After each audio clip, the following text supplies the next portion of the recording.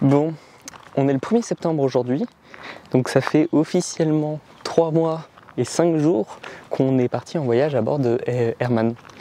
Et du coup, c'est le moment parfait pour faire un petit bilan de nos 3 mois de voyage en camping-car, combien ça a coûté, combien de kilomètres on a parcouru, nos galères, bref, tout ça quoi. Bon, je vais essayer juste de se poser. Alors, je suis pas sur un spot dingue, mais bon, on n'a pas toujours des spots incroyables, mais c'est les joies de la van life. Merde, on voit pas Herman. On voit des maisons, on voit pas Herman. On va se mettre de l'autre côté. Ah, voilà, nickel. Bref, depuis 3 mois du coup, nous voyageons à bord de Herman, un camping-car de 1990 sur base d'un Citroën C25. Nous sommes partis du coup le 26 mai, pour être exact.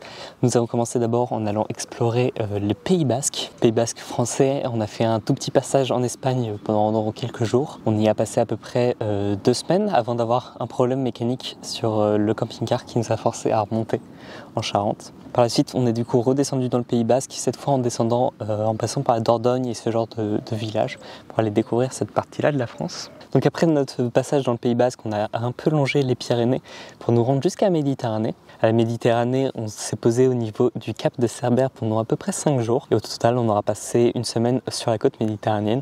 C'était assez agréable, surtout qu'on y allait juste avant la grosse saison, juste avant qu'il y ait vraiment beaucoup de monde.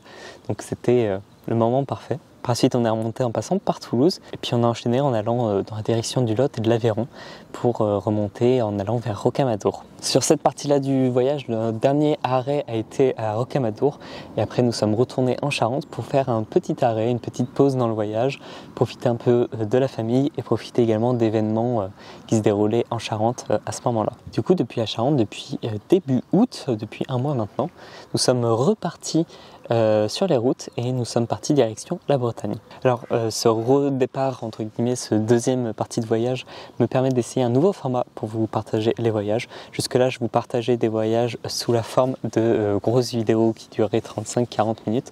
Maintenant je fais des petites vidéos plus condensées qui durent 7-8 minutes où le but c'est pas forcément de vous résumer une semaine mais plutôt de vous résumer les 4, 5, 6 jours qui se sont écoulés. D'ailleurs, la prochaine vidéo qui parle du voyage sort demain, donc si c'est un sujet qui t'intéresse, je t'invite à t'abonner et n'hésite pas à aller la regarder demain quand elle sortira à 10h. Donc nous sommes après arrivés en Bretagne, nous avons commencé en explorant le Morbihan pendant une bonne semaine et nous sommes actuellement arrivés dans le Finistère, pour découvrir cette partie-là de la France. Nous sommes plus exactement dans le sud du Finistère, nous venons de passer Quimper, nous sommes à Pont-l'Abbé et on va s'orienter en direction de la Pointe du Raz. Notre but ça va être de continuer de voyager dans la Bretagne pendant à peu près 3 semaines, 4 semaines jusqu'à la fin du mois de septembre où là on aura des impératifs qui nous obligeront à repasser en Charente avant de repartir pour cette fin d'année. Normalement en automne on prévoit d'aller découvrir l'Alsace, c'était le projet qu'on avait l'année dernière, sauf que l'année dernière on a eu des gros problèmes sur le camping-car car il prenait l'eau et tout, donc on n'a pas pu aller découvrir l'Alsace comme on le désirait, mais on va essayer de se rattraper sur cette semaine. Bon, au total du coup 3 mois de voyage à bord d'Herman, combien ça nous aura coûté? Alors avec Clotilde on a fait le choix d'avoir un budget assez limité pour pouvoir profiter du voyage dans sa durée.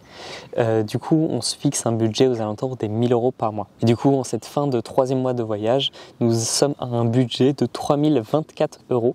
Donc on est à peu près dans les sommes qu'on avait prévues et dans les montants qu'on se permet de dépenser tous les mois. Le tout en ayant parcouru, alors je vais chercher le nombre de kilomètres qu'on a parcouru exactement, 4680 km, du coup 4680 km en 3 mois, ce qui est quand même pas mal.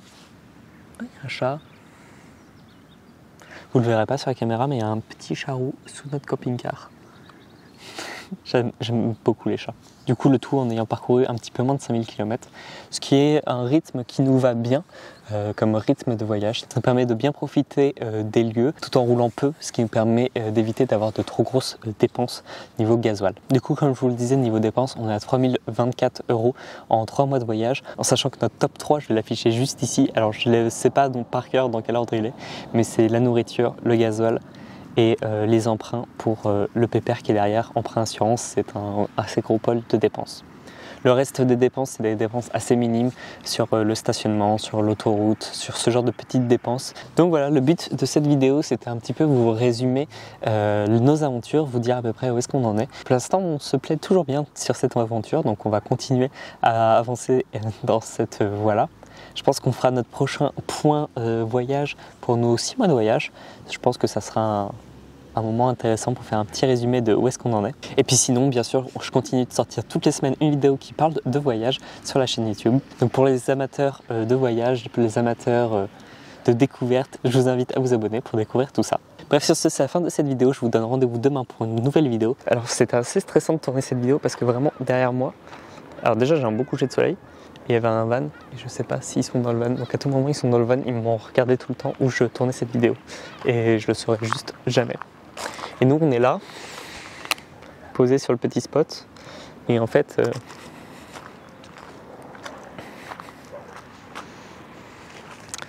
voilà, on est à Pont-l'Abbé et c'est un peu un spot, comment dire, spot à Pont-l'Abbé, il est assez central. Donc tout le monde peut venir se poser ici, on peut facilement visiter tous les villages environnants en roulant moins d'un quart d'heure. Donc c'est assez pratique, même nous on en profite. Et du coup il y a pas mal de monde et ça se remplit pas mal le soir. Et hier soir on était 28 si je dis pas de bêtises. Donc voilà, c'est les joies de la van life. Bref.